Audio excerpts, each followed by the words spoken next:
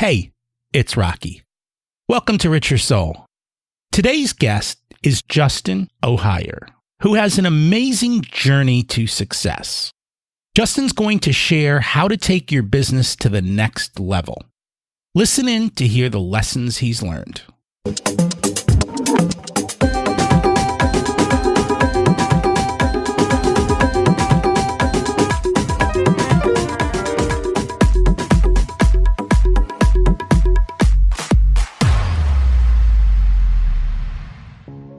Imagine it's 12 months from now, and you've achieved your major life goals. How does it feel to be in the best shape of your life? To wake up energized, excited about the day? To have great relationships and friends who support you and propel you forward? How does it feel to have an excess of money, to be able to make the choices you want? To be fearless and open to trying new adventures? Imagine being connected to the universe and it providing everything you desire. It's possible over time, and your past does not dictate your future. The only thing holding you back from this vision is you. It's time to take control of our thoughts and use them to our advantage. Welcome to Richer Soul, where we achieve our dreams and bring balance to health, wealth, relationships, time, and spirituality. If you have not had a chance to listen to episodes 1 through 9, I encourage you to go back and listen to the framework behind Richer Soul and how to create the life of your dreams. You can also find all the show notes for this episode at richersoul.com. While you're there, you can sign up for a monthly email where I share the best articles I read this month, let you know about upcoming episodes, and share a little wisdom. You can also listen to coaching calls under the Coaching Calls tab. I also share the most interesting articles I read every week on Facebook at facebook.com/Richer Soul.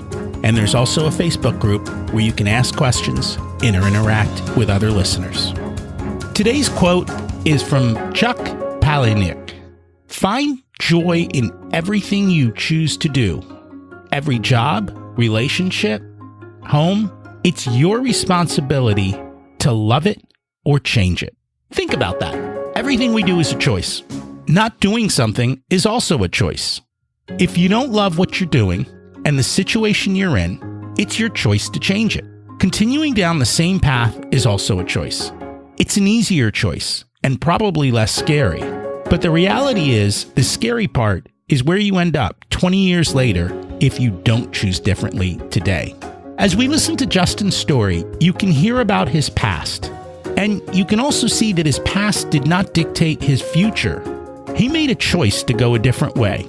It's not easy, it's hard, and we stumble, which is all the more reason to surround yourself with people who will push you up. A little bit about Justin O'Hire. From the humble beginnings to one of the fastest growing NLP training companies in Australia, Justin's story started with a father who became a drug dealer, a mother who was schizophrenic, and looking after his younger siblings from the age of 12. He left school in year 9 and for periods of time was homeless. Now Justin spends his time empowering other people to take control of their life, helping with everything from mental illness to high performance mindset, anxiety to elite sports performance. Let's meet our guest. Welcome to Richer Soul, Justin O'Hire. It's great to have you join us today. Thanks, Rocky. It's great to be here. And I'm excited about the conversation that we're going to have today. It's an interesting topic, and you've got a wonderful backstory. Let's start at the beginning. What was it like when you were growing up, and how much did your family and school teach you about money? Well, school was an interesting one for me, and so was growing up. So growing up with my family, up until the age of about 12, my dad was a very hard worker, just worked sometimes 2 or 3 jobs at a time just to try and keep our family's head above water. So I grew up in an environment from a young age, very much living week to week, hand to mouth type of an environment. For me, at about the age of 12, my dad never could relax. He was very busy all the time.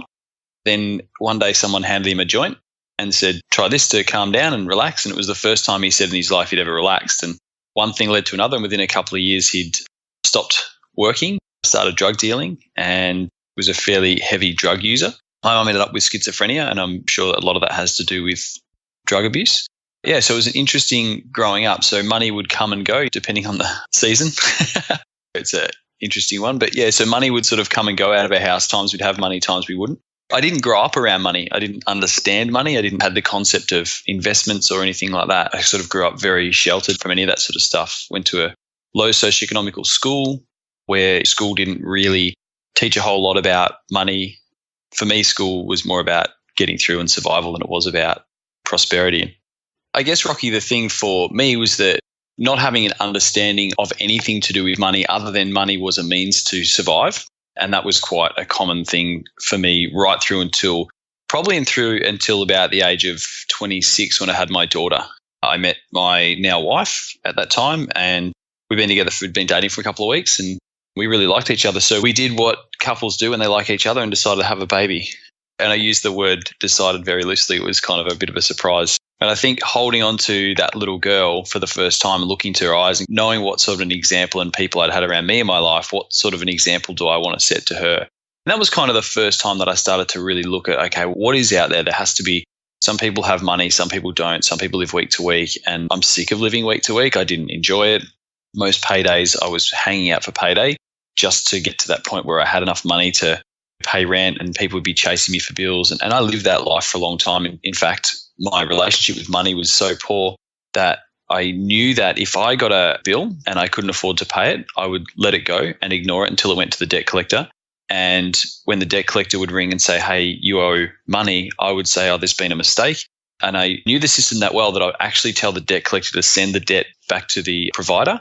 And that would buy me about another 30 days. My relationship with money was that poor that I knew the workarounds and how to work the system to get extensions on time when I couldn't afford to pay things. And when I held this little girl in my arms, I looked down at her face and I thought, I don't want to set that example for her, and something's got to change. Kids have a way of doing that, don't they? Absolutely. What are you going to do differently with your daughter? With my daughter, we talk about, we've got a son as well now. They quite often ask, do we have money? Are we rich? It's an interesting one, right? Because I've seen both sides of growing up. There was kids who families were quite wealthy and the path that they took, and then the kids that I look at who grew up and did it tough, much more respectful of money. So it's that fine balancing act consistently of teaching them things like with our son, he's constantly wants boy things, motorbike, and he's only 6. So if he wants something, or even if it's just something as simple as a Lego kit, I say to him, great, you got to go and pick some jobs that need to be done around the house, and you go and do those jobs. And it could be something as simple as just sweeping up out the backyard or raking some leaves, something simple, but it's just instilling that work ethic that nothing comes for free. And over the last probably 3 months, my business has expanded. It's blown up. Our events, we're getting more and more events. We're getting booked for keynote speeches and stuff like that. And people are saying to me, this has happened for you so quick. And I'm like, no, it didn't. It happened for me over the period of 36 years of my life that led me to this point, and all the things and the decisions that I made in the previous 10 years have actually led me to this point. It hasn't happened overnight. So trying to instill that in my kids at a very early age, that you have to do something to get something. And the biggest lesson for me with my kids is that you may do something today and you may not see a return on that for a year or 2 years or sometimes 10 years. But that's what you've got to do if you want to be an entrepreneur. And that is a great lesson, is that delayed gratification and doing the hard work over time. Because most overnight successes, as you said yourself, have 10 years of backstory that nobody saw when you were grinding out and doing the hard work and making your way to that overnight success status. Absolutely. And I think that's important for my kids, even though our business is doing very well and things are going great, is not to give them everything now and say, look at this great stuff we have. And we have a nice house and we own our cars and all of that stuff that I aspired to have 10 years ago, we've got there. But I don't want to use that as, okay, my kids can have everything that I didn't. Because the people that I see do that with their kids, they don't learn the true value of money and earning it. No, they don't. And I've seen the same thing myself. We were very mindful in raising our kids because we knew that to be the truth. If you give the kids everything, they don't respect money. They have an expectation attitude. And when they don't get what they expect, it creates a lot of problems. And Rocky, it's really fascinating. I had this conversation with a lady the other day. I was talking about this entitlement mentality that people keep talking about, that Gen Y and the millennials have. And I'm like, they actually don't have an entitlement mentality. They have a desire for gratification, and they have a desire for instant gratification. Now, if you go back 100 years ago, people were going through World War I, World War II. People's neighbors were going off to war and not coming back. People's mums and dads were going off to war and not coming back. So they grew up with a huge amount of adversity in life and having to overcome lots of things and building resilience. And each generation over the last 100 years has got things easier and easier, because as a parent, you want to give your kids everything that you didn't have. And over the last 100 years, on top of technology and the availability of things, when I was a kid, we got one pair of shoes for the half year, for the semester. That was it. And now my kids have 3-4 pairs of shoes and think nothing of it. We've made things easier and easier for each generation. And these kids now are not growing up entitled. They're not growing up going, I'm entitled to that. Just growing up exhibiting the behavior that we've taught them as parents. That's very true. I guess it's a fine line of between the two. And I understand parents wanting to give their kids stuff, especially the stuff you didn't have, because you don't want your kid to suffer the way you did. But as you started this whole conversation, it is that suffering that got you here. Absolutely. And I think that when it comes to building resilience, lots of parents say to me, how do I build resilience in my kids? I get called into workplaces and they say, how do we build resilience in our sales team? They get a couple of knockbacks and then they don't want to pick up the phone, or things getting hard so they don't have the resilience. And people say, how do I build resilience? And I say to them, you don't have to go through hard, adverse things to build resilience. You can go and find other ways to build resilience. You go and run a marathon, do an Ironman, or do something athletic or something that puts you way out of your comfort zone where you think, I need to stop, and push yourself past that point. That builds resilience as much as growing up in a family that had no money and had drugs and mental illness in the house. It's just that mindset. The depth of the stuff that I went through as a kid and the depth of somebody running a marathon is the same in their mind. My interpretation of what's really hard in somebody else is only based on our experience. And it's true. And it's how you look at the experience. You have the ability, and your mind does not, so to speak, differentiate a lot of those things. And it's how you frame it yourself and how you look at that. And so that's a wonderful way to kind of give your kids a positive way to go through an experience that teaches them that fortitude and that resilience. Absolutely. And sport's so important as well, to teach kids that you don't start off being excellent at something. You might be good at it if you're a 13-year-old kid and you're naturally tall, and you might be good at basketball. You might be naturally athletically built in a way that helps you in a particular sport. But at the same time, those failures that you're going to have through sport, and sport has got such a great correlation with life and with money as well, because that adversity of having to overcome things that are really hard and not being able to do things with your body. My daughter's into acrobatic gymnastics at the moment, and she's working on her flexibility. And she said, her teacher said to her the other day, wow, you're so flexible. And she said, yeah, but I've been practicing for 4 years. That melted my heart, because she recognized that it didn't happen overnight, that she's been practicing for a long time. And that applies to everything in life. I'm sure you already realize this, but Carol Dweck wrote a book called Mindset. Mm-hmm. And in the book Mindset, she talked about that growth mindset versus the closed-minded mindset. And basically what your daughter said was a growth mindset. She said, I worked hard, and so I had success, which teaches her to work hard to have success. Had she just said, yeah, I'm great, I'm a natural, it's a fixed mindset that prevents her from really pushing herself, because she doesn't want to get out of that I'm great mindset. And so it's awesome that your daughter is able to do that. And again, that's something that we've instilled in them for a long time. Even when Imogen was quite small, she was about 3, she always seemed to have this natural want to go and do gymnastics and be athletic. And she started toddler gymnastics when she was 3, and she just loved it. She fell in love with it. And, there was times where she was trying to do tricks that her friends could do, or do, certain flips and stuff like that her friends could do. And she would get really frustrated. And I say to her, you've just got to keep practicing. And one of the things that we teach through our NLP courses is not about telling someone what to do. It's about having them discover it. And so for years, or for the first couple of years of her life, I would say to her, it's you just got to keep working hard and trying to instill that in her. And then I realized when I started learning NLP and the power of linguistics was that she had to discover that for herself. So when she was doing a really hard time at trying to perfect a trick, I'd say to her, what do you need to do to perfect this trick? And she said, keep practicing. I say, great. So focus on that. And the second that you take the focus away from I can't do it to I need to practice to be able to do it, that mind shift, it seems small, but it's quantum in it's a quantum leap in the respect that you're going from the I can't do it, I can't do it now to the I will do it, but I need to do some things in the middle. And that fires a bunch of neurology in the brain, which starts that ticking over of what have I got to do next? And it's about the next step, instead of trying to jump the whole flight of stairs at once.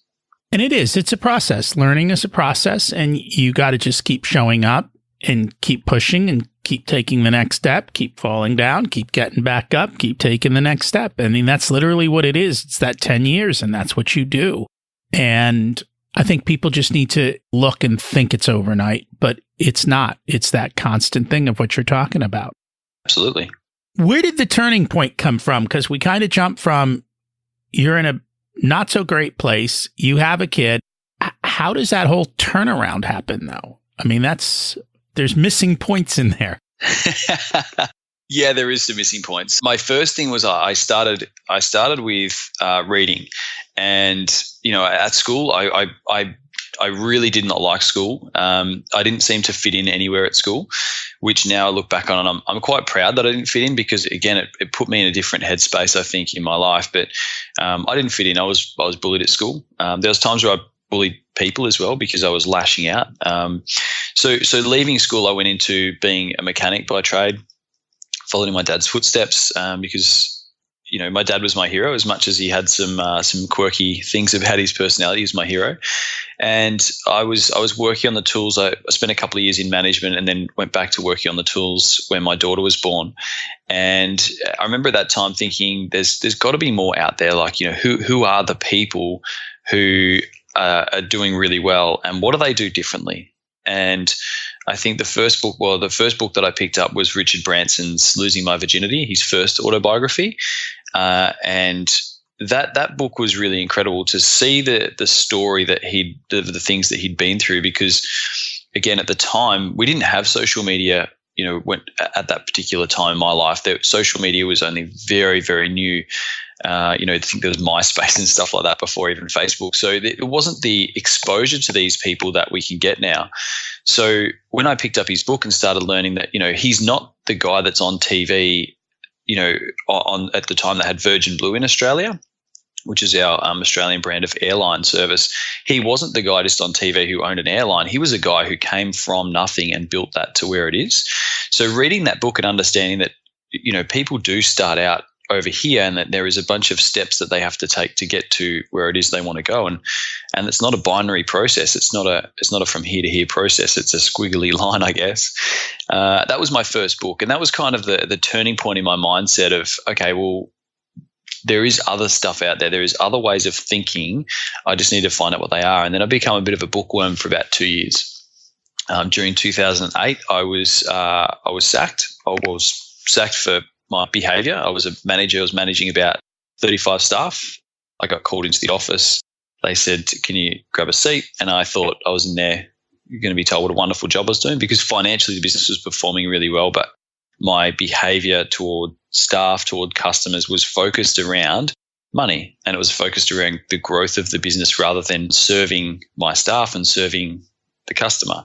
So they pulled me in. I thought I was getting a pay rise or something, and it's a bit of a rude shock. They said, we want you to resign. And that was kind of one of those points where I just started learning about this stuff and starting to understand that, okay, there's more to life than what I see through my own eyes and my own experience. I have to get out and experience other things. So it was a big shock, because in 2008, obviously the GFC had kicked off. I didn't have a job. I had a mortgage. I was living week to week, and I had a daughter on the way. So it was a scary prospect. So I just become a bookworm. I literally would pick up any book that I could.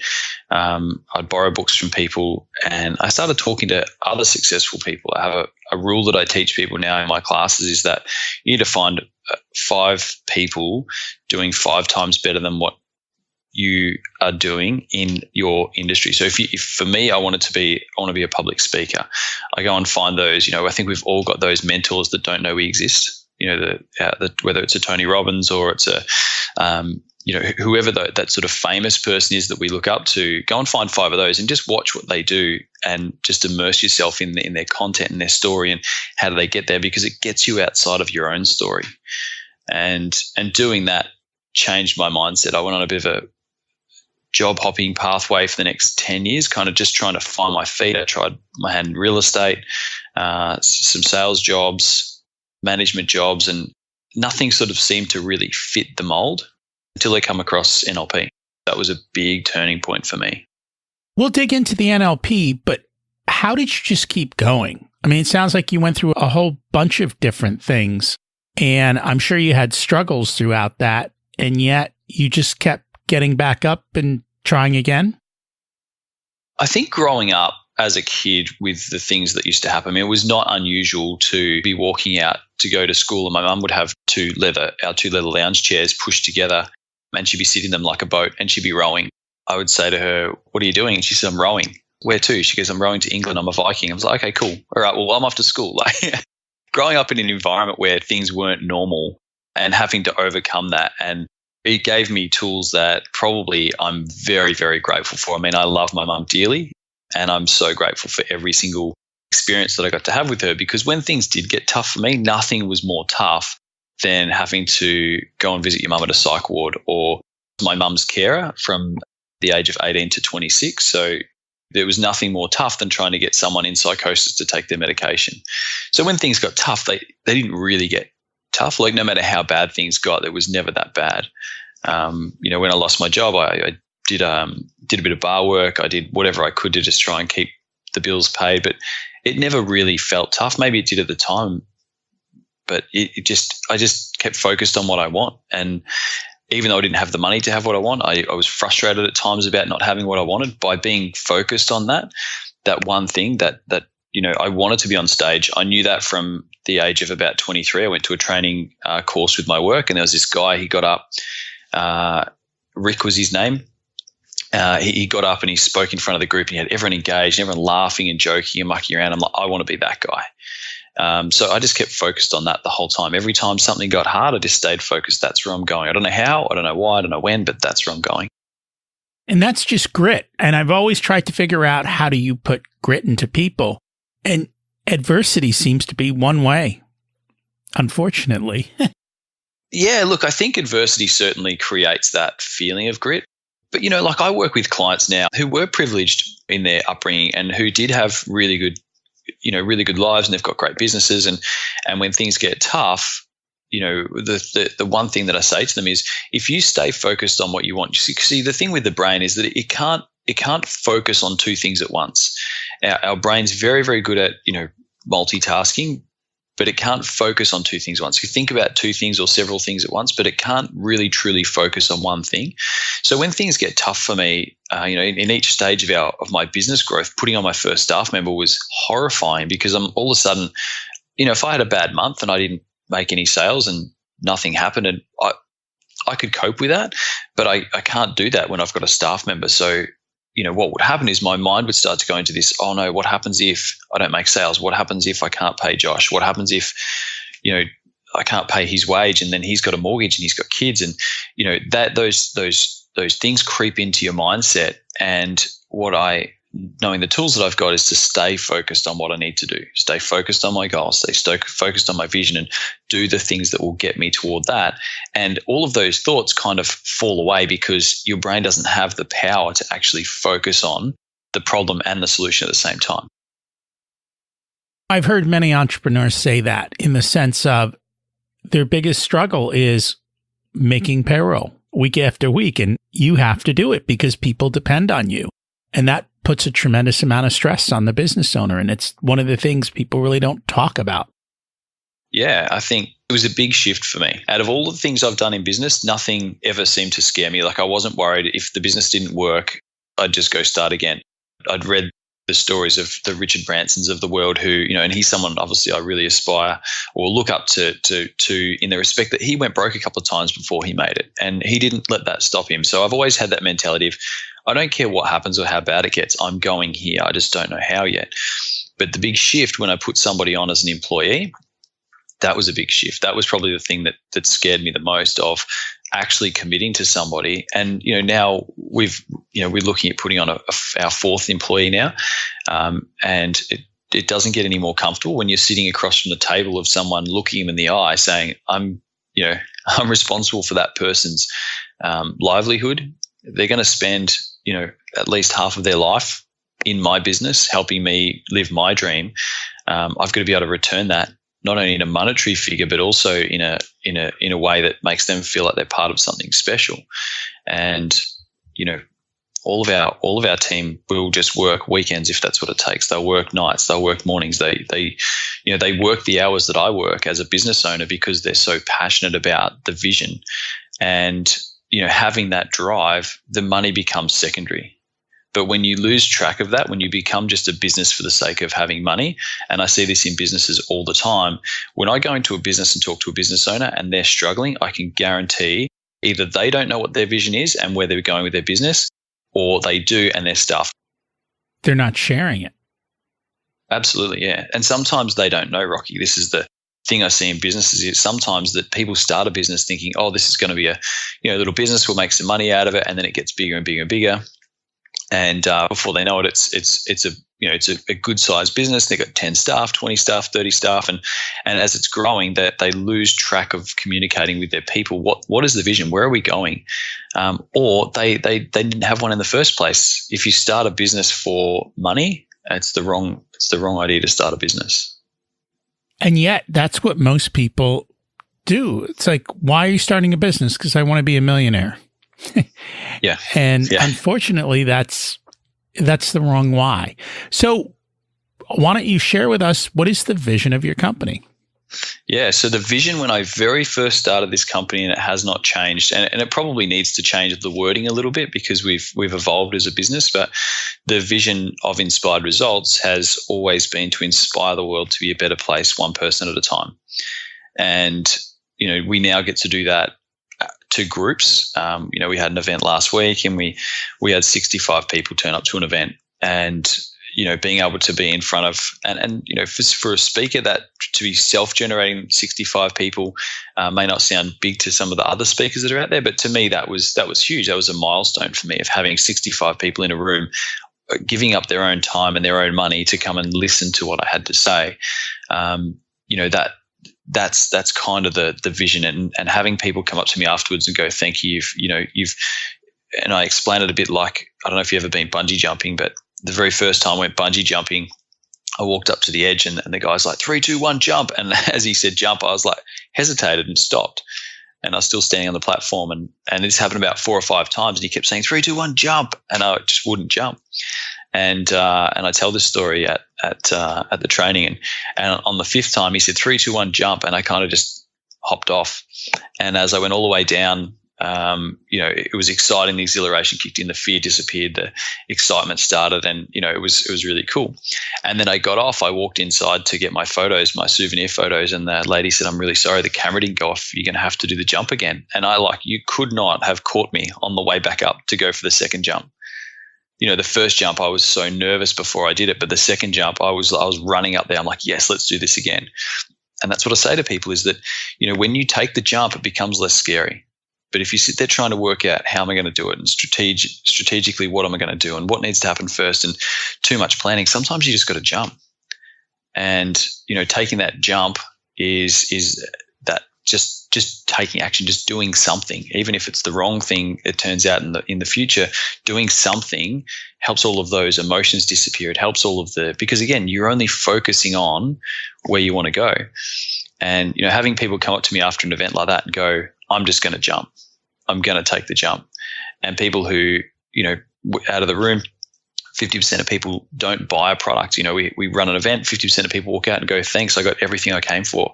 And that is just as exciting as the people who come and sign up and do a course with us, because they got something out of it. And my vision is to inspire the world to be a better place, one person at a time.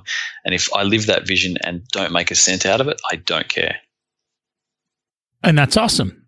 And I think that's kind of the new world of business today, is people are just going out and doing, and the money is secondary. I mean, we all have to live and we all need to pay our bills, but the money is not the factor that drives you. It's helping other people and making the world a better place. And it's a wonderful vision. And last episode, it was kind of along the exact same lines of, this is where the world is going.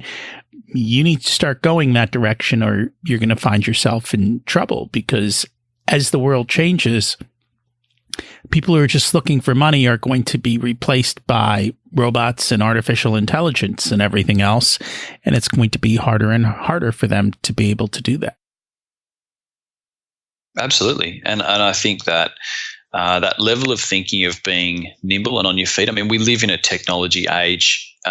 Even in our trainings, we're constantly looking for how do we stay on the very cusp of what's possible with technology to keep our students engaged, to keep our graduates as part of that family, and how do you constantly keep on top of that stuff? And you can't do that if you've got a 5-year business plan. I'm not saying 5-year business plans are bad, because they have their place. But for us, we very much about action plans rather than business plans, and going, okay, right, what's our next year look like? Where's our events? What are we going to do? What action do we need to take to get that stuff to happen? Versus, a 5-year plan of planning out, big, long strategic plans, because things change so fast in this world at the moment. It's incredible. I think the purpose of the 5-year plan is to give you the vision of a much bigger place to be. And the steps you take are irrelevant in that plan. It's just the fact that, hey, here's where we're going, and setting that big picture. And in the sense, your why is that bigger 5, 10, then it's a matter of how many people that you're going to do that for in 5 years. And then the tactics will find their way through. And I also wanted to make the comment on the jump, because I tell people, from 0 to 1 is the most difficult. 1 to 100 is much easier. Leap, but leap with a parachute. Don't make these jumps. You don't jump off the bungee thing without the bungee cord, right? Because then you can do it once, but then you'll never be able to do it again. So make sure that when you do these types of things, that you have a risk plan in place. Take action, but don't take risks that are unnecessary. Yeah, absolutely. And again, I'm not sure what the stats are in America, but in Australia, it's roughly, I think, 40% of businesses close down in the first 2 years of operation, because people do jump in. And I've got a great friend of mine who had a really great business concept, and everybody around them. And I talk about this in my training as well. Be careful who you surround yourself with, and your mentors need to be people who have done what you want to do already successfully, and preferably they're still doing it, because they know the risks, they know what's happened, they know what to watch out for. And what happens with most people is that we go to who we feel most comfortable with talking to. And when things start to get a little bit hard, or we're not sure of something, and this particular friend went to all of their friends and said, hey, look, this is our business concept. This is what we're thinking. What do you think? And of course, people go, that's amazing. It's so noble. It's a great cause. You should do that. Like it's helping people in the community. That's a fantastic idea. But they didn't talk to the ideal client. They didn't talk to the people that will actually buy. They talked to their friends that back them in.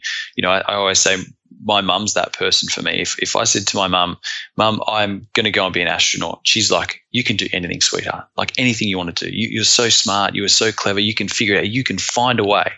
And I'm like, don't find the mums of the world who are going to tell you that things are going to be perfect. It's going to work out. You go and find the people who've done it before, talk to them about it. They'll tell you what risks are involved. They'll tell you whether, and you'll know very quickly whether it's worth taking the risk. And these particular friends have lost thousands and thousands of dollars starting a business that they didn't find a mentor. They didn't know the industry. They didn't have a good team of people around them. They didn't have great mentors. And they're really struggling now, and they've all but lost their life savings into one business venture that they thought was going to be the the big thing for them that was going to kick off. So yeah, absolutely, you're right. Don't go out and just take a risk for the sake of taking a risk. Everything that I do in my business is I go and talk to someone else who's got, when I put my first staff member on, I went and talked to the guy who was there in a training business when they put their first staff member on, and how did you feel and how did you go and what did you need them to do? And I spent 3 or 4 phone calls across 2 different of my mentors who are in the industry and said, what did you get them to do? How did they return money? Because at the end of the day, if I'm on this trajectory with just the income I've got and they don't help that, then I've got limited time to actually keep this person employed. So, you've got to find those people around you who have done it before and shortcut the process. Like, I had such a big ego, Rocky. Like, when I first started my business, I had a big ego, and I'm like, I don't want to listen to the Tony Robbins. I don't want to go and watch what he does. I don't want to copy the other trainers in the country, because I want to be unique. I want to be me. And what I very quickly learned, and again, a technique we teach in NLP is modeling, is that the more that you find the people who've done it well and add your own personality to it, no matter what the business, it doesn't matter whether you run a push bike shop or a computer shop or, a training business, or whatever it is that you do, the more that you get somebody else who's been successful do what they do, but just add your own personality to it, the quicker you'll find success.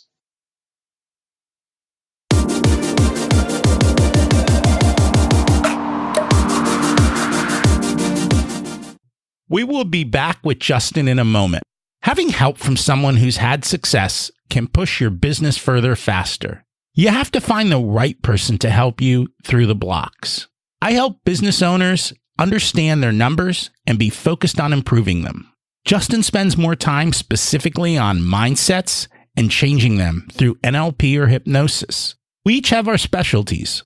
Find the person who's going to help you and your business or your life take the next step. They're all connected. You can start a conversation with me with a quick email to rocky@richersoul.com. Don't wait to ask for help. We all need it, and the faster we ask, the faster we progress. Now let's get back to our amazing conversation with Justin.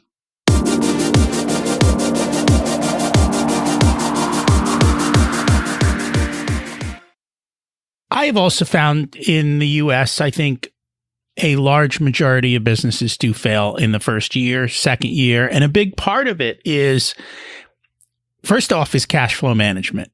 I don't think people realize that to start a business, you probably need about 3 years of cash flow, because most businesses take about 3 years to kind of gather enough steam that you're covering your bills and so forth.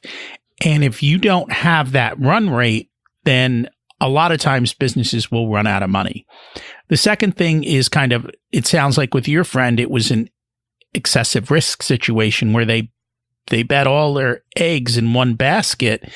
And of course, you can play big, but you need to make sure that the outcomes are guaranteed. And in a lot of businesses, they are not, depending on what the business is. And so that's why having somebody, as you said, mentors, coaches, your accountant, and actually doing what you said to do, which is to listen to them, and then finding the right people to listen to. Because, as you said, many people have their own agenda. And if they're not in line with your agenda and what you want to do and aren't willing to tell you the truth, then you get stuck in a situation and you've got to hit bottom and start over. And there's nothing wrong with that. It's just a struggle, right?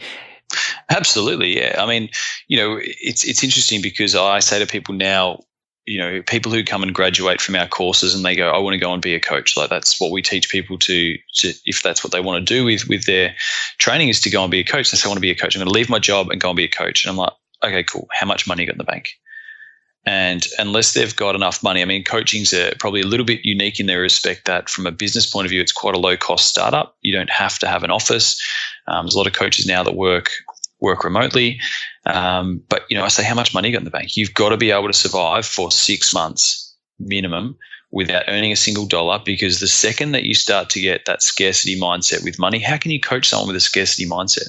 If you're constantly thinking, I need money to pay the bills this week, how can you coach someone to be a successful business owner and have that abundance mindset if you don't? You just can't. It's impossible.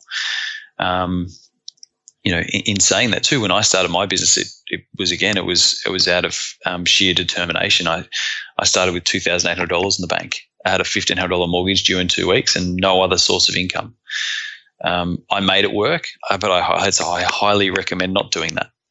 We didn't borrow money. I've never borrowed money for the business. The company doesn't even have a credit card. Probably should for the frequent flyer points and stuff like that. But we literally don't have any credit in the business. We've self-funded everything from startup, from $2,800 in the bank to 4 full-time staff plus myself, and we speak at events, and but it's not something that I recommend because the pressure it put on me and my family. I remember my wife sitting in front of me the first 2 months that I did $2,000 in the first month and $2,100 in the second month. And again, that barely covered our mortgage. So, we were standing in the lounge room about month 3, and she said to me, we're falling behind on the mortgage. And she said, is this really going to work? And I said, absolutely. Absolutely, it's going to work. I'm going to make it work. And that hurt. That was probably the thing that hurt the most about that was I lied to her because I had no idea I was going to make it work. I didn't know if it was going to work. And the stress that put on our family for the first probably 12 months of business, of not having that, that sort of, bit of a buffer there to know that we were okay. It's not something I'd recommend to anybody, but at the same time, if you focus on it and you do everything it takes, you can make it happen. But you've got to be good at sales. That's my thing. Is that with business, you either have money, you start a business with money, you start a business with your own money, you start a business with going to a bank or sourcing funding. You go and find a venture capitalist. But again, if you go and find a venture capitalist, you've got to find someone who's got the experience, because if someone's like, that's an amazing idea, here's $100,000, go and start that business, and I'm going to be a 50% partner, and I'm a silent partner, that's the wrong type of venture capitalist. You want someone who's fully invested, who when things turn to the proverbial, that they can jump in and help because they know what they're doing. And when you're chipping away at their money and they're watching the bank account drop down and they're not seeing any income come in, that they can jump in and help you fix that problem. You get a silent partner venture capitalist who gives you $100,000, says, go start a business, you're going to be amazing. I believe in you, and you burn their money. A, you never get that opportunity again. And B, they can't jump in and help you. You then have to pay another coach to come in and help, or a consultant or someone to come in and help you. And that's not the right way. But my most favorite way of growing a business is make sales. If you can sell, if you can generate income in your business and actually get cash flow, like you said before, you get cash flow in your business, you can get money coming through the door, you'll be okay. And I don't think that most people realize how important sales is and then how important sales skills are. It doesn't matter what you do. If you own a business, if you're an employee, if you want to date, all of those things require sales skills, right? You're essentially selling yourself and your idea. And it doesn't matter what type of situation is, you've got to have the ability to do that and to do that well.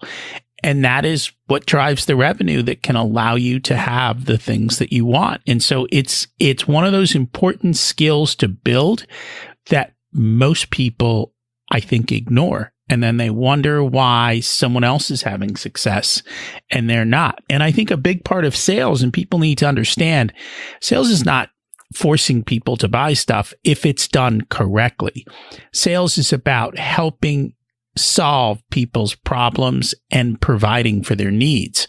And when you can help people by showing them the solution to whatever issues they have, and you do it in an ethical and proper way, they love you and they're more than happy to hand over money and to use your services.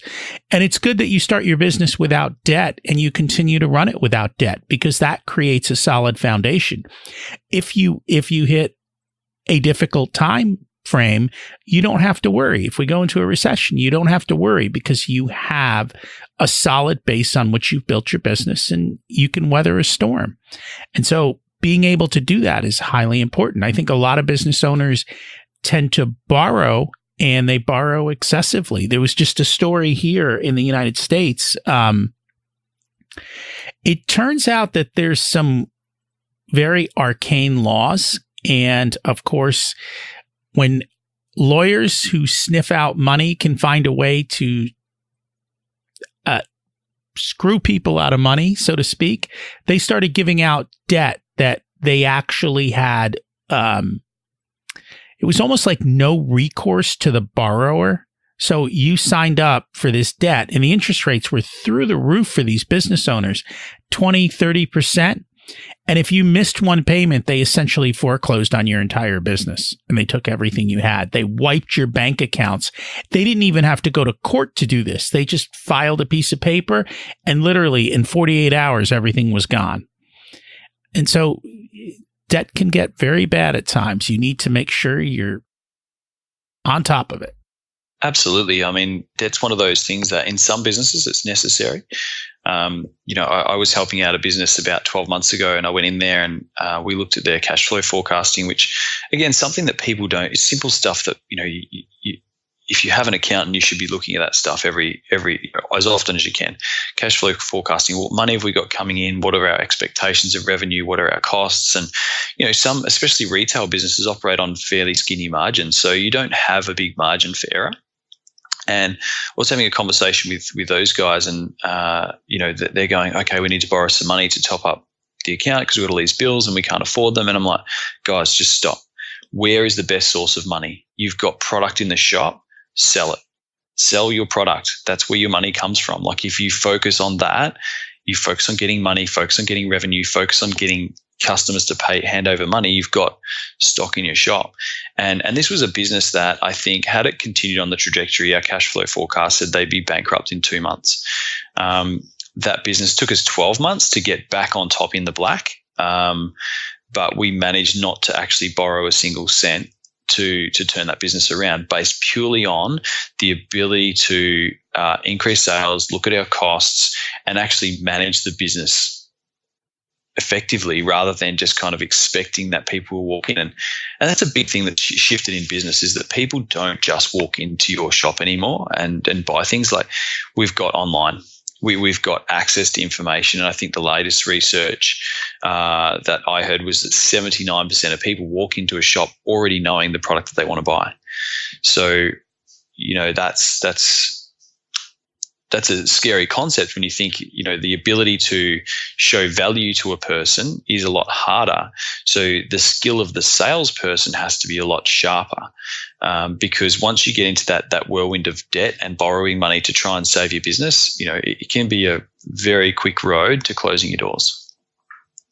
And that's very true. I didn't realize you don't get into, I thought you were more NLP coaching, or do you do beyond that for the business? Yeah, so with the business owners, obviously my background, I guess, of understanding business and being able to read cash flow forecasts and stuff like that was fairly limited. But from an NLP point of view, the thing is that we're results based. So everything we do is based on an outcome. So if I walk into a client, they say, hey, look, and this is quite often what happens is that I'll meet someone that say, my mindset's really bad and my business is going downhill and I need to, I don't understand what to do. Where do I start? So the first thing is when I go in there is I say, look, forget about your mindset for a second. Give me your profit and loss. Give me your cash flow. Give me your balance sheet and let's work out where the business is actually at. Because quite often, and what happened with this particular business, I said, can you give me your cash flow forecast, your balance sheet, and your profit and loss? And the first thing they said to me is, we don't know where to get those from. So NLP being a results-based, and again, my experience in business is pretty strong now. So the first thing that I did with them is go, right, let's work on that because that's actually affecting your mindset. There's no point making you happy about having debt or happy about the business going broke. That's kind of, let's fix the core problem, which is what NLP is really about. It's getting to the core problem and solving that. And if that means I've got to jump in and help someone read a profit and loss or go for a meeting with their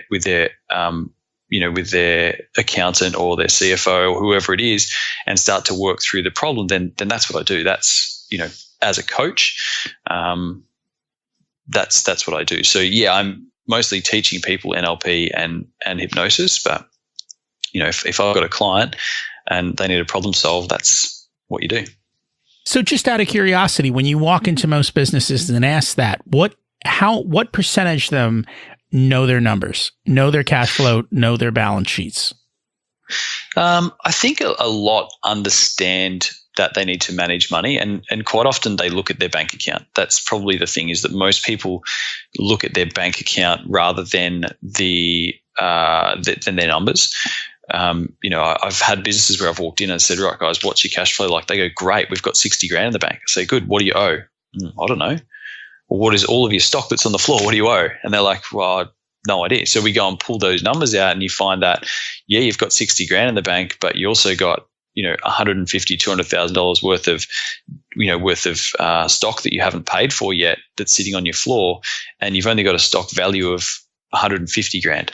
So your 60 grand, your 150 on the floor, that's 210, but you owe 200 to your suppliers. You're only 10 grand up, and you haven't even talked about power, staff, rent, any of that sort of stuff. So for a lot of business owners, they skip over some of that stuff because it's like, okay, we've got money in the bank, and, good months, bad months. So the percentage, I'm not exactly sure, Rocky, what the percentage would be. And, business coaching is something that I started off when I first started my coaching business. That's what I focused on, was small to medium businesses.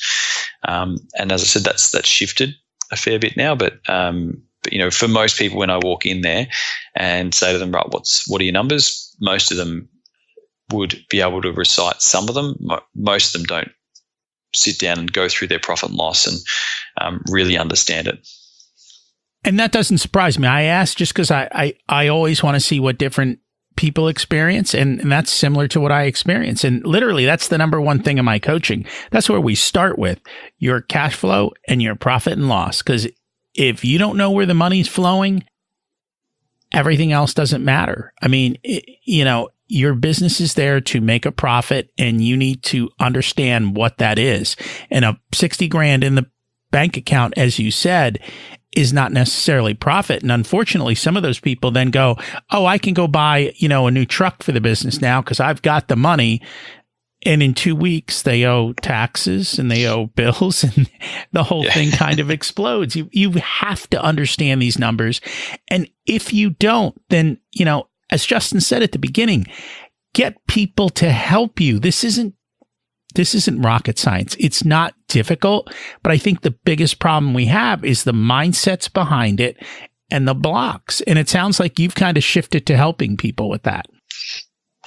Yeah, look, I think, as I said, NLP, the first thing that we teach our students is NLP is a results-based, whether you're using it for coaching, whether you're using it for a therapy model. I work with people from anything from, young kids with issues around, psychological issues around sporting. I had a young kid who came in to see me. He plays cricket. I don't know if you guys know what cricket is in the States. I do.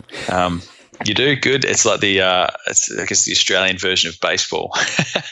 So, young kid, 11 years old, comes in, can't seem to calm his nerves, was throwing up before the game. I mean, he's 11 years old. Why would an 11-year-old kid be that nervous about playing a game? So, we did one session. He just had a sports carnival on the weekend, and his mum sent me a text saying, I don't know what you did in that one session, but he's completely changed his mindset. He's loving the sport again. And so I work from everything from that right through to people with deep psychological issues, so people in psychosis, anxiety, depression, and then business owners. So, it's a results-based. This is why I love it so much, Rocky, is because everything that you're taught is just how to create change in a person's mind, and you can apply that to anything. And that's very true. I used to coach baseball at the beginning when my kids were young, and we had a simple rule. When you went up to bat, you only had one job: swing the bat. We didn't care if you hit the ball, just swing the bat.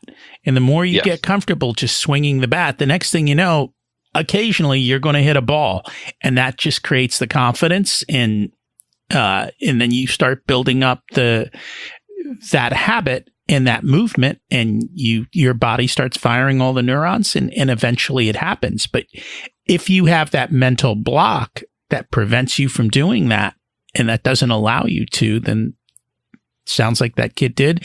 And it's amazing that one simple session can change that.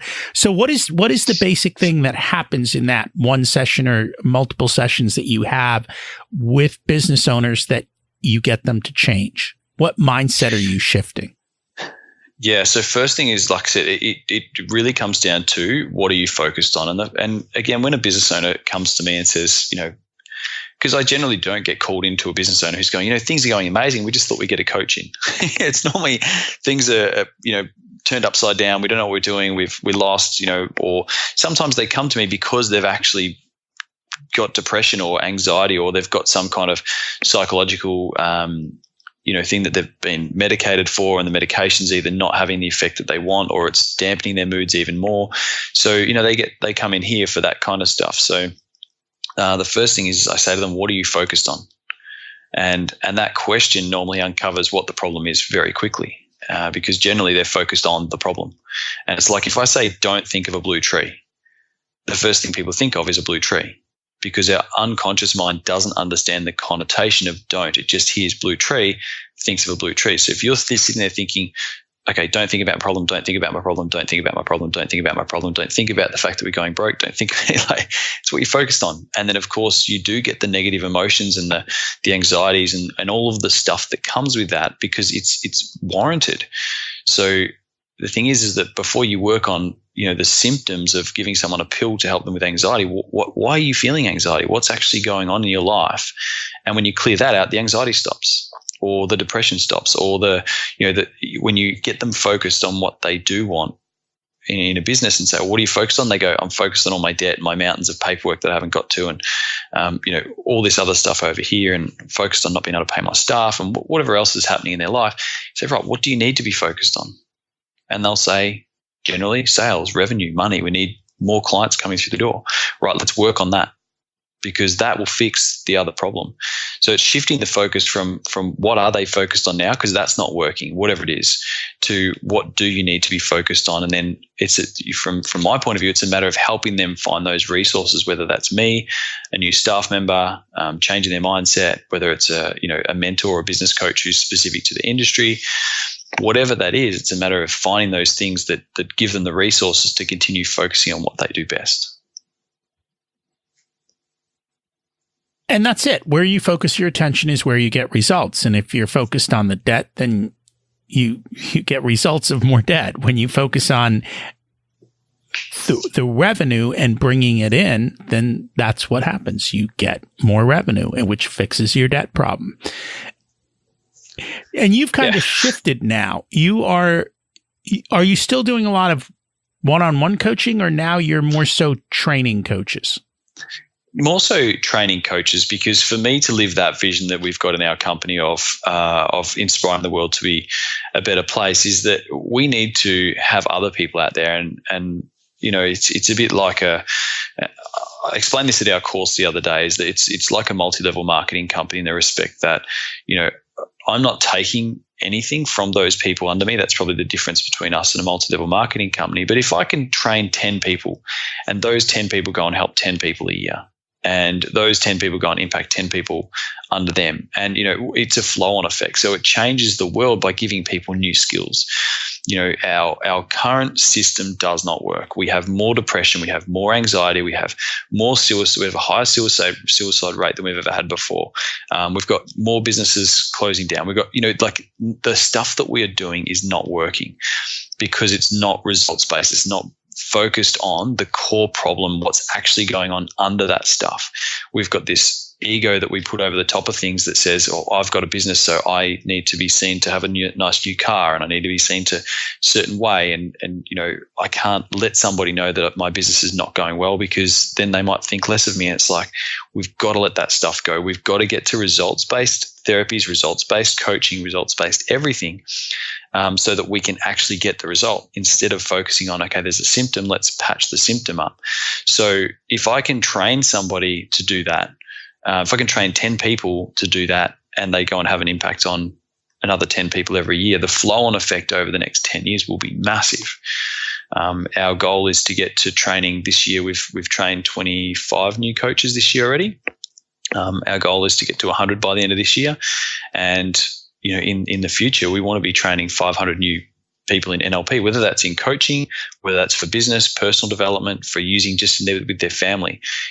That's the goal, is to get to training 500 people per year that can go out and use these tools in their communities, their workplaces, their families, their friends, to actually start to create that monumental shift that needs to happen. And that's a wonderful goal. And I think that's important that you talk about, that you don't have to go to learn NLP to be a coach and turn this into a business. You can use it in all different parts of your life. A business owner can use it, a parent can use it, an employee can use it in helping to shift the world around them and to better focus on what is important. Yeah, and when I first, because my mum being schizophrenic, when I first heard that the NLP course that I was going to, they were teaching hypnosis, I almost quit. I almost walked out of there and thought, because I associated hypnosis, energy healing, Reiki, massage therapy, crystal healing, all that stuff I just associated with my mum and her schizophrenia, because that's what she was into. She was into anything alternative. So I had this belief that alternative stuff was what all the crazies got into. And when I first learned hypnosis and went, oh, wow, like this is so powerful. The language that we use has such an impact on people, and you can make such huge change just by understanding language patterns, that for me, I started to go, you know what, I want to bring hypnosis to business. I want to bring hypnosis to schools. I want to bring hypnosis to students, to start to learn that the words that we say are super powerful. The words that we don't say are super powerful. And understanding what to say at the right time can make or break somebody. So for me, that was kind of when I first learned hypnosis, and I let go of that belief that, it's an alternative therapy. It's not. It's been around for thousands of years. It's gone through the dark ages. It's been, in the back alleys, and it's had its journey. But right now it's what we're doing is not working.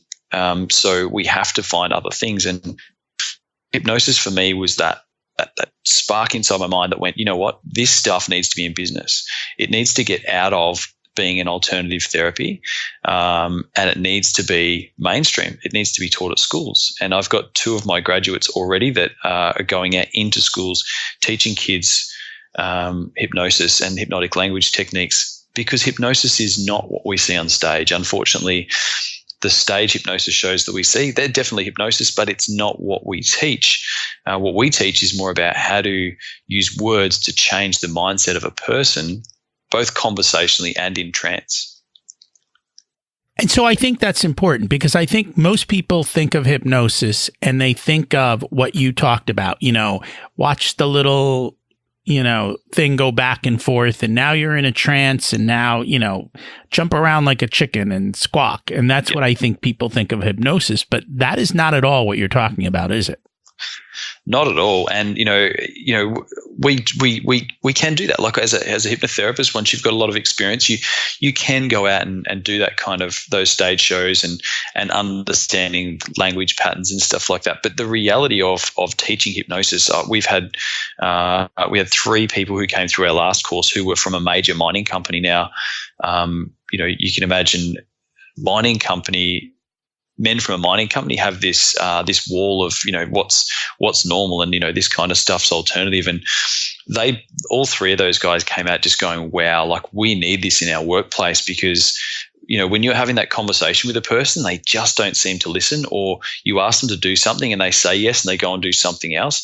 That's just language patterns. You're using the wrong language pattern. It's like the concept of don't think of a blue tree, and the person go like it's just crazy. Like we say to our kids, like, don't drop the plate. I remember my wife, when I first had this conversation with her, we were talking about it, and my son walks across, he's 3 years old, he's holding a plate, and she says, don't trip with that plate. And what did he do? He tripped, because she instructed him at an unconscious level to do something, even though she used the word don't in front, because at an unconscious level, he didn't process the don't. He just turned around and went, what? And tripped over and smashed the plate. And I'm like, we do this to ourselves all the time. And hypnosis is not, it's not what we see on stage. From a communication point of view, hypnosis is the study of perfect language that creates change. And I think that's something we all want to do, right? We all want to get everyone to listen to us and do what we want them to do. And so if that's a way to do it, then that's pretty awesome. But, Ericksonian hypnosis, which is we teach there's different types of hypnosis. Ericksonian is one of the really powerful ones because it's conversational hypnosis. Even Milton Erickson was probably one of the greatest hypnotherapists of all time, and certainly someone I look up to. And people would quite often walk out of his office and say, he didn't hypnotize me at all, because they expect it to be some kind of different mindset, that they were asleep and they don't hear anything, or that they experience some kind of different level of awareness.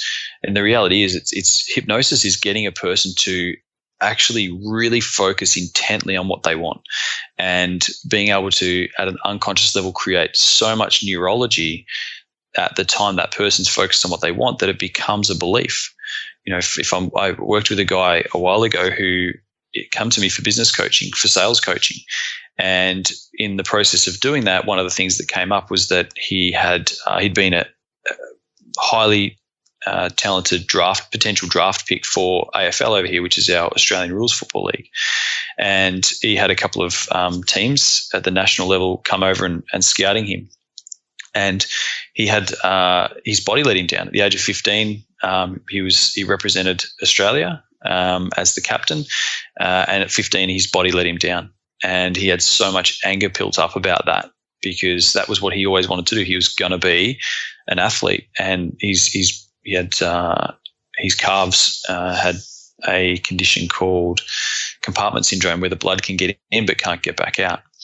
So, when he came to see me, he said, I want to get back into fitness. I've been thrashing my body for all these years because I've been punishing my body for letting me down, eating, drinking, not looking after himself. And we did a session of hypnosis, which for a business person to come in for business coaching and say, okay, I want to do hypnosis, is not what you would expect from a business coach. And I said, look, we're just going to do a session, and if you don't like it, that's cool, but this is what I know is going to help.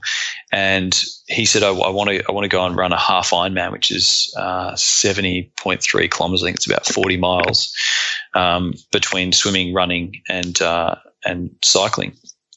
And he got so intently focused on doing that all of the other stuff in his life just fell away. All the problems fell away. He started looking after his body again, and that was all just using conversational hypnosis, and being able to have him so intently focused on what he wanted, crossing that finish line, that nothing will get in his way anymore.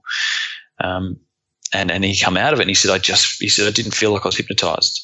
And I said, well, cool. Like, hypnotism doesn't feel like anything. It just feels really relaxing, and it feels like you're just chilled out, but you're super focused on what you want. All of those, the voices in our head that tell us we can't, and the limiting beliefs, and the people around us that say, don't do that, or your body can't do that, or you're not ready, you don't have enough money. All the excuses just go away because you get so focused on what you want, and the brain creates all this new neurology around being focused on it, that belief becomes the same type of belief as me with the bungee jump. When you jump that second time, you believe that you're going to be okay. And it's creating that amount of belief with someone that when they go up there for the first time to jump off, that they can do it without having to have the 5, 3, 2, 1 countdowns. And that's what hypnosis is. And I think that's probably the biggest thing, is that just the misunderstanding of the word and what's going on and how it changes people. We use hypnosis every day. People are in and out of trance every single day. I mean, you go to church, and I guess people don't understand what hypnosis is, but you go to church and you look back at the people that are there, and they are all in trance. People think that trance means that I'm in some deep, different type of state to consciousness. And trance is, very much about things like storytelling. Storytelling can create trance because you're so engrossed in the story, and for you to comprehend that story as the sermon or the priest or the public speaker or whoever's up the front talking, for you to comprehend that story, you need to create pictures in your mind. And when you do that and create the those pictures in your mind, you start to believe them. And this is a classic example of how it works. When I was about 2 years ago, me and my wife decided we're going to buy a dog. And she said to me, I would really like a German Shepherd. And because she had one when she was a kid. And I said, I don't like them. I really don't know why. I don't like German Shepherds. And a couple of months ago, I was talking to somebody about, the fact that stories create trance and they're super powerful. That's why storybooks for kids are so important. And, because the metaphor that's behind the story is important.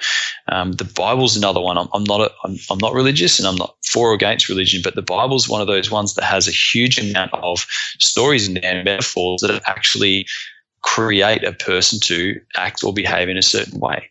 And I think every religion has those storytelling type of things. So, the storytelling of my granddad, I was telling someone about this the other day. My granddad used to tell this story, and it never occurred to me until I was telling the story and recounting it in my mind. I said that my granddad used to tell this story of how he was a prisoner of war in World War II, and one of the general's dogs attacked him. Now, I don't know whether he did or didn't tell me what type of dog it was, but the memory that I have in my mind was of a German Shepherd.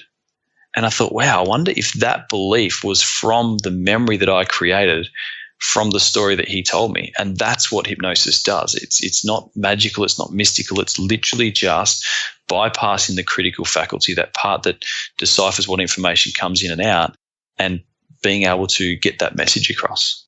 And now that you explain it that way, it's interesting because you'll notice that if you happen to be around certain people and they use certain words, all of a sudden, everyone in the group starts using those words, right? It's kind of bypassing that filter.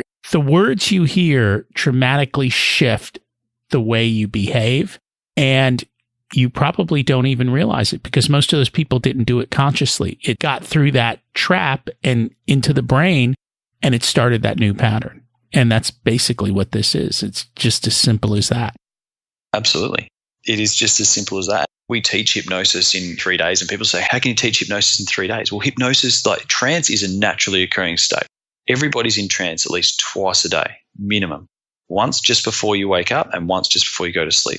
The brain waves are the same between the awake state and the sleeping state as what you are when you're in trance. Everybody goes into and out of trance. It's a naturally occurring state. People say, how can you teach hypnosis in 3 days? And I say, well, we actually teach it in 2 days, but we throw an extra day's worth of bonus content in because it is such a simple thing to learn at the basic entry level. And that's incredible. And I encourage people to learn more about it and see if it makes sense for them. Is there anything else you want to share on the subject of inspiring the world but did not get a chance to today? I don't think so, Rocky. I think we've covered everything, I think. We've covered a lot, yes. We always ask, based on our conversation, what's one action step people can take this week to move forward? My first thing is I talked a lot about focus on what you want. And when I say to people, what do you want? A lot of people will tell you and give you a list of things they don't want. That's because our past experience is mostly based on things that we've experienced that we didn't want. So when I say to somebody, what do you want? They'll say, well, I don't want to feel like this. Great. What do you want? Well, I don't want that. My action step out of today would be to go and work out what you want and focus on it. When you focus on it and you take action on that step, whatever it is that you want, it's like I don't want a blue tree. If you focus on that's what you'll get. My action step would be to work out what you want and focus on that. And that's an excellent action step.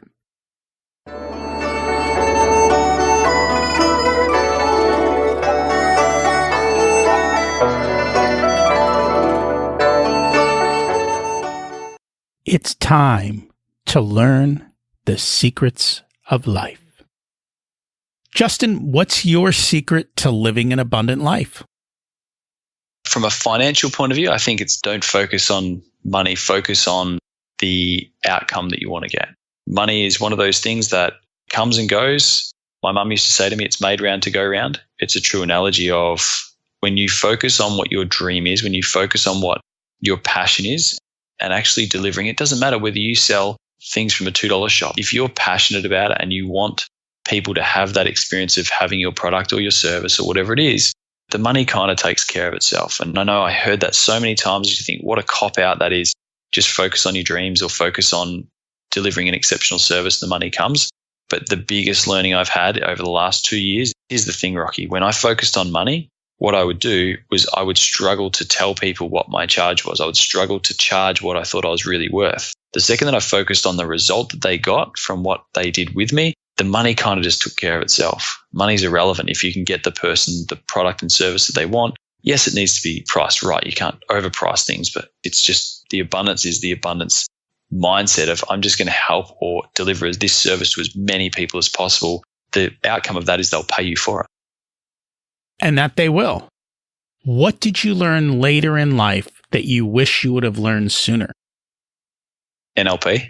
I absolutely wish I had learned the tools of NLP and hypnosis much earlier in my life. It was a defining point for me, was sitting in that room and hearing the techniques and going, how is this not in every school, in every workplace, in every employee assistance program, in everyone's mindset? How are we teaching people algebra at school, but we're not teaching them how to manage their emotions and how to manage themselves? My biggest thing would be, I wish I'd have learned NLP much earlier.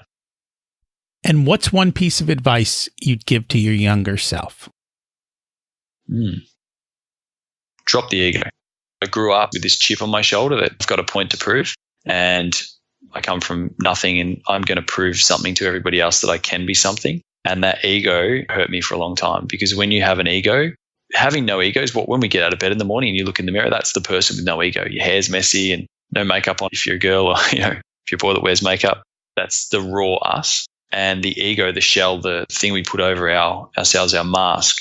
For me, for so many years, I rejected who I really was and who I really wanted to be. Rejecting yourself, then you start to reject other people. I would look at other people and go, well, they're not dressed how I would dress. They don't fit in with me. They're not who I would want to hang out with. My boss would say to me, department's not performing very well. And I would get aggressive because the ego of getting in the way, instead of going, okay, cool, I need help. And I would never ask for help. I wish I'd have said to myself much earlier, drop the ego and be vulnerable and ask people for help. When you ask people for help, it is very rare you ask someone for help and they go, oh, you don't know that already? Like, that was my biggest fear. If I asked someone for help, they'd say, you should know that. That was my biggest fear. Now, my analogy is dumb as a fox. Sit in the room, say nothing, be the dumbest person in the room, ask all the stupid questions, because I guarantee if you're thinking it, everyone else is in the room too. And when you ask the dumb question that no one else is prepared to be, you look like the expert. And that blew my mind when I first learned that. And it's very true. I think there's a lot of things that hold us back, and overcoming our ego mind is definitely a big part of it. And it's not easy to do. It takes a lot of work to do that. And hopefully NLP can help people do it even faster. Absolutely. If people would like to find you and connect and learn more about what you do, what's the best way for them to do that? We give away a lot of free content. As I said, my aspirations are to inspire the world. So we give away a lot of free content. So what I'd like to do for your listeners, Rocky, is to head to our website, www.inspiredresults.com.au/richer soul. We'll have some free resources there for your listeners to be able to have a look at. We've got some short videos on how to use NLP and hypnosis and language patterns with kids. Things like that we'll put up there for free for people to have a bit of a look at and see what they think. And thank you so much for sharing. And I always encourage the audience, when someone gives you something for free, take advantage of it. Just because it's free doesn't mean it's not worthwhile. They're trying to help you and they're giving without expecting anything in return. Take advantage of it while it lasts and go after it. Justin, it was a great conversation. Thank you so much for having us here today. No problem. Thanks for having me. There are so many ways to get help to improve ourselves. Different modalities and coaches make sense at different times in life and for different situations. Sometimes we have to try different things and different ways to get to the next level. Just because one method doesn't work doesn't mean another is not a possible solution. Most people try 2 or 3 things and say they've tried everything. Well, 2 or 3 is not everything. It's only a couple. You've got to try 100 things sometimes to get to the next level. In life, continuing to show up and trying different methods will help you overcome. Life is never a perfect path with easy solutions. Just look at how far Justin has come over the years once he made a choice for what he wanted. We will get stuck from time to time and fail. Having a deadline and an inflection point for when you will change directions and ask for help allows you to break through obstacles faster. What are you waiting for? This week's action step: focus on what you want. Knowing what you don't want can help you to eliminate things, but you still need to know what you do want. Figuring this out can take months, and it's the foundation for what you need to do moving forward. If you're still listening, you must have liked this episode. So please share it with a few friends, and if you get a chance, leave a review. I would appreciate that. You can also connect with me on Facebook. There's both a Facebook page and a Facebook group for Richer Soul. I'd love to see you there and be happy to answer your questions. What's preventing you from moving forward, and who are you putting on your team to help build the life you deserve? Taking no action creates a far worse outcome in life than trying something and failing. I can help you achieve your goals through coaching and accountability. Just send me an email and we can start with a short chat to see if we're a good fit for coaching. For many people, one session allows them to take a giant leap forward towards their dreams and take action today. You can get me at rocky@richersoul.com. I'd love to hear how you're doing and how the information I've shared has helped. Thanks for listening. Have an abundant week.